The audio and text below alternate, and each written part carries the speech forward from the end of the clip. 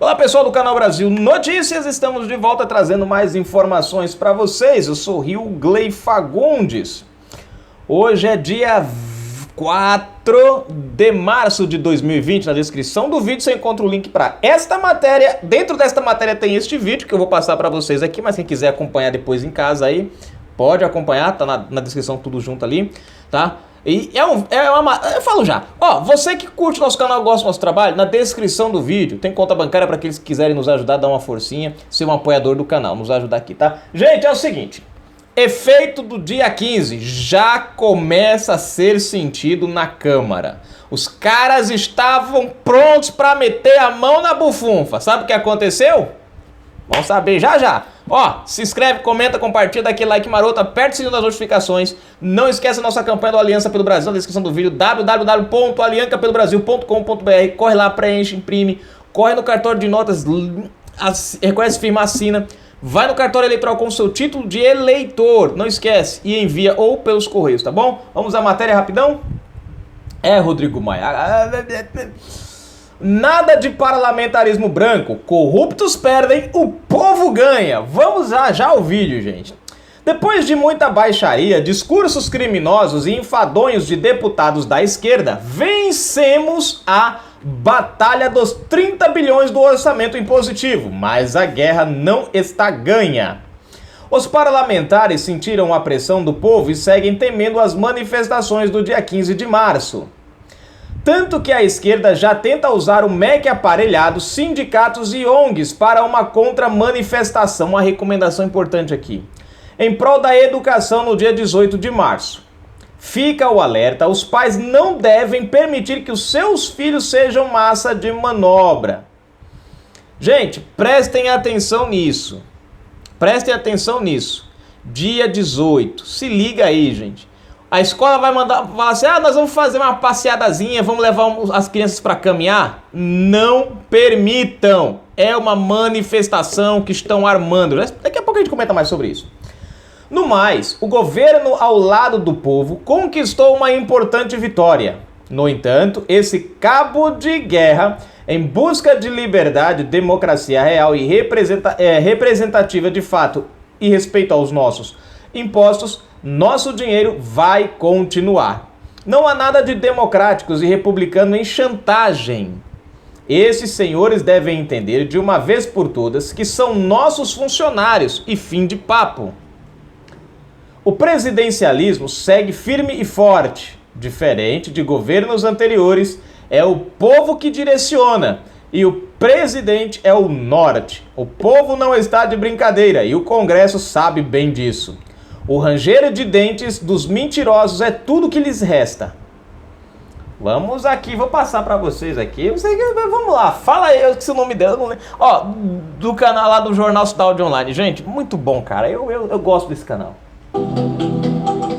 O PT protagonizou mais uma vez um show de horrores durante a votação na Câmara da manutenção ou não do veto 52, feito pelo presidente Bolsonaro para impedir que deputados corruptos metessem a mão nos 30 bilhões de reais do orçamento do Executivo. Para os deputados da esquerda, a mesma ladainha. Disseram que o governo é miliciano e fascista. Xingaram o ministro Sérgio Moro e mentiram do início ao fim, o que parece ser uma especialidade do PT. Em um episódio lamentável, o deputado Alexandre Frota, ex-ator pornô, chegou inclusive a desafiar o general Heleno. Mas, apesar de tudo, felizmente, prevaleceu a verdade e a vontade do povo. Foi mantido o veto 52. Mas essa não é uma vitória apenas do governo Bolsonaro, mas de todo o povo brasileiro. O senhor é contra ou a favor a manutenção do veto 52 do presidente Bolsonaro? Não, o Partido Novo é a favor. Desde o início a gente já se manifestou. Inclusive a gente articulou, trabalhou pela manutenção do veto. A gente entende que esse orçamento tem que estar na mão do Executivo e, principalmente, se ainda fosse uma discussão entre Legislativo, Parlamento e Executivo, a gente até aceitaria discutir, mas não estando na mão de um relator que teria poderes absolutos sobre cerca de 30 bilhões de reais. Então o Novo vota pela manutenção do veto, eu voto pela manutenção do veto. Boa. Deputado, o senhor é a favor ou contra a manutenção do veto 52 do presidente Bolsonaro? Nosso partido já tomou posição, foi o primeiro partido que agiu publicamente pedindo a manutenção do veto. Votando sim, você mantém o veto 52 ao orçamento da União. O que estavam querendo fazer não era justo com o Brasil, entregar parte do orçamento para um grupo de parlamentares do Congresso Nacional. Nós reagimos, a opinião pública reagiu e eu entendo que esse caso já está superado. Nós vamos manter o veto do presidente da República, até porque vivemos num modelo presidencialista. E no regime presidencialista, quem compete é distribuir o dinheiro da União entre os ministérios é o presidente da República.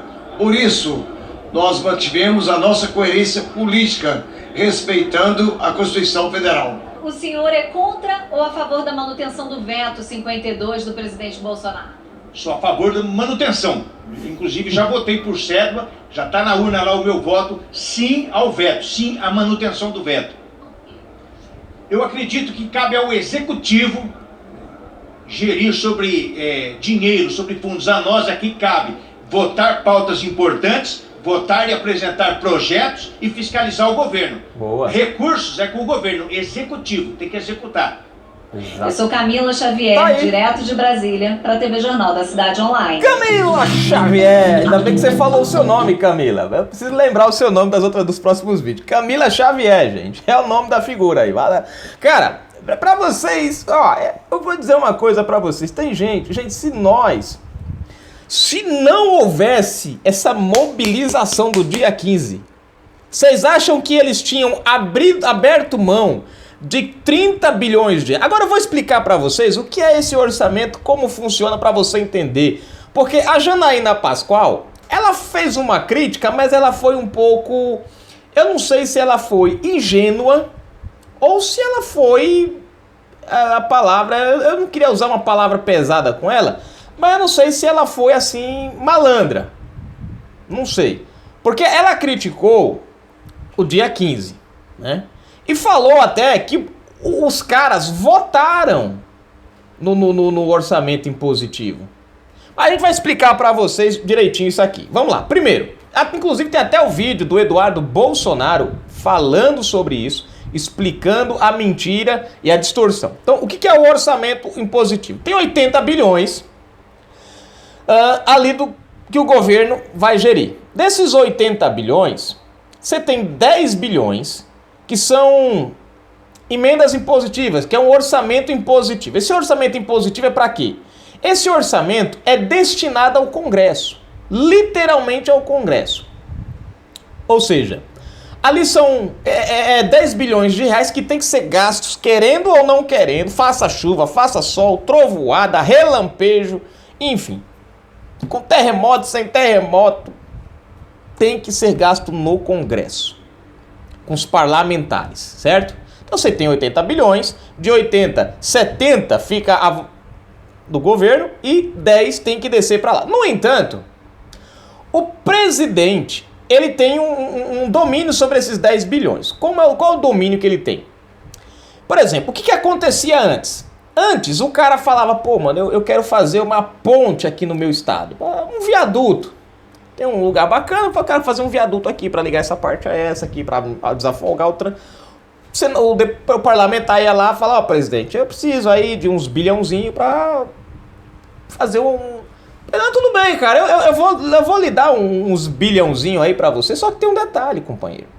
Eu te dou os bilhãozinhos, só que você vai ter que votar nesse meu projeto aqui, sabe? Sabe como é que é, né? Eu preciso de uma propina aí com o Odebrecht. Você vai ter que fazer o seguinte, você quer construir o teu viaduto? Beleza, você vai fazer o seguinte, eu vou lhe dar os seus bilhões. Você quer quanto? 10 bilhões? Não tem problema. Aí vamos mudar esse orçamento de 10 para 15 bilhões. Não é mais 10, é 15 milhões, perdão, 10 bilhões. Pra quê? Porque 10 milhões é da obra e 5 é para nós fazer o nosso negócio. Você vai contratar essa empresa aqui, da Odebrecht, a Camargo Correia, a OAS. Você contrata essas empresas e elas vão participar da licitação. Você passa elas lá no seu projeto, lá não tem problema. E aí nós vamos comer uma propina delas, tá certo?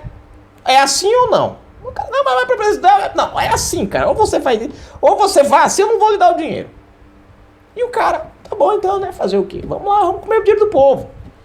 Ou projetos, o governo, o presidente chegava, ó, o cara fala, cara, eu preciso de dinheiro pra saúde, isso aqui. Tudo bem, eu lhe dou, mas você tem que votar nesse meu projeto aqui. Se não votar nesse meu projeto aqui, eu não lhe dou nada. Ou seja, o toma lá da cá, aquele negócio todo, o vai, não vem, aquele negócio. Bom, o que foi votado em primeira mão? Em primeira mão, foi votado o seguinte: o orçamento impositivo ficaria a cargo do deputado.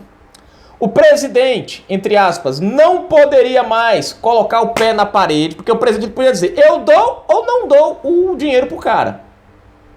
Ele podia pegar esse dinheiro e dar pra outra pessoa, fazer o que ele quiser ali, né? O importante é que o dinheiro tem que ser gasto ali no Congresso. Mas ele podia escolher qual projeto ou não ele dá.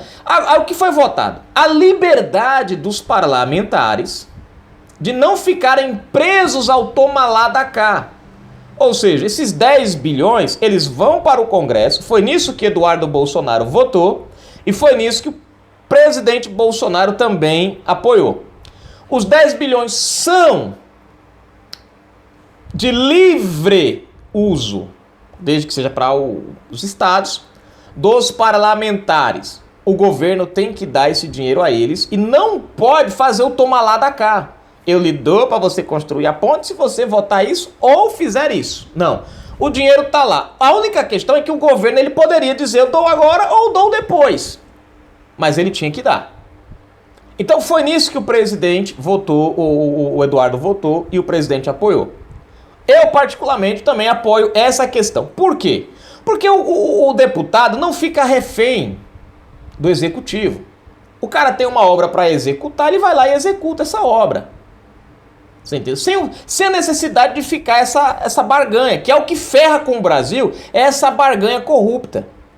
Então o cara vai lá, hoje as coisas estão um pouco mais difíceis para roubar, não tem mais aquela propinaiada toda, o cara tem que realmente investir ali, ainda consegue ainda surrupiar uma coisinha, mas tem que investir ali, que é o que de fato acontece. Aí tudo bem, os caras ficam com liberdade para usar o dinheiro nos seus estados, com seus governadores, nos seus municípios. É isso que o presidente e o Eduardo Bolsonaro votaram. Que o Paulo Guedes também apoiou. Que os parlamentares tenham liberdade de trabalhar com o dinheiro que lhes é de direito. Sem ficar preso o ano inteiro ali, dependendo, não. No entanto, o limite era o quê? De 10 bilhões. E outra, o presidente não tinha a obrigação de entregar como assim, a hora que os caras quisessem. Não, no momento certo ele entregaria. Agora, aonde está a pilantragem e o que foi que o presidente vetou? Vamos lá. E é o que estava indo contra o Brasil. Os caras queriam mudar duas coisas. Primeiro, obrigar o presidente a dar os 30 bilhões a eles em 90 dias no máximo, no começo do ano, ou seja, estamos em fevereiro, março, aprovado agora, então seria março, abril, maio. Até maio, o presidente era obrigado a entregar esse montante de dinheiros a eles. E aí, eles iam gastar aonde eles quisessem, quando eles quisessem, a hora que eles quisessem. E é óbvio que isso seria usado como moeda de campanha eleitoral, já que o presidente, o executivo, ele tinha um prazo específico e caso não o fizesse, corria impeachment, crime de responsabilidade. Olha como os caras são malandros, nem crime de responsabilidade. Bom, aí a primeira coisa que eles fizeram foi limitar o tempo que o presidente tinha que passar essa grana para eles. Encurtou o tempo para 90 dias, ou seja, nós vamos pegar o dinheiro querendo ou não. O dinheiro é nosso, venha que eu sou da Penha. Não sei se do Rio ou de São Paulo, mas é da Penha. Segundo, vamos aumentar a facada de 10 para 30 bilhões. Ou seja, 80 bilhões é o orçamento total ali na mão do governo. 10 era para o Congresso e 70 ficava na mão do Executivo, para ele agir como ele quisesse. Os caras queriam pegar 30 desses 80 e deixar apenas 50 bilhões na mão do governo. Ou seja, um absurdo. Eles não precisam desse dinheiro todo. É um excesso de dinheiro e é muita grana na mão do Congresso. Gente, é importante que o Congresso tenha dinheiro para trabalhar. Isso é um fato. Ele não pode ficar 100% refém do executivo. Ele tem que ter dinheiro. Os senadores têm que atender os governadores, o deputado tem que atender os governadores, que tem que atender os municípios. Então, se ele tem aquela cota de 10 bilhões ali para eles gastarem, agiliza mais a coisa. O andamento é mais rápido. Mas o que eles queriam era literalmente tirar o poder do presidente de segurar ou não o dinheiro para investir e ainda pegar um pedaço maior e tirar o controle dele de quando mandar. Ou seja, hoje o presidente pode deixar para mandar esse dinheiro depois das eleições, se ele quiser. Mas se ele derrubassem o veto, o presidente era obrigado a mandar até maio. Ou seja, maio, ano de eleição, campanha, entra, gasta o dinheiro com a eleição. Estava sendo empregado no que era certo? Não. Então, o veto mais ou menos é isso. Entenderam? É mais ou menos a coisa. Então, por um lado, os 10 bilhões, que é a primeira fase, que é importante você dividir isso em duas fases. Primeira fase, 10 bilhões e a liberdade dos deputados trabalharem com o dinheiro para seus estados. Segunda fase, limitação do governo e aumento na quantidade de grana que eles queriam passar a mão. E é nessa parte aqui que o Brasil se ferrava. Porque o presidente perde a autonomia, literalmente, não tem mais o controle sobre o orçamento, e ainda a fatia levada é muito grande. Ou seja, o presidente não tem mais poder de... Hoje, o presidente tem que dar os 10 bilhões a eles, mas o presidente tem a autonomia da execução, de quando executar esse dinheiro. Isso que é o importante. O presidente precisa ter essa autonomia. E foi o que foi mantido, graças a Deus. Não sei se vocês compreenderam, que eu não sou muito bom para explicar, gente. Mas se vocês compreenderam, tomara que sim. Tá bom? Tá aí. Canal Brasil Notícias. Depois, qualquer coisa, se vocês não entenderam, tem um vídeo do Eduardo Bolsonaro explicando isso daí aqui no canal. E ele explica de um jeito melhor, né? Porque eu não sou muito bom para explicar essas coisas, não. Mas tudo bem. Toca o barco e vamos embora. Fui, galera.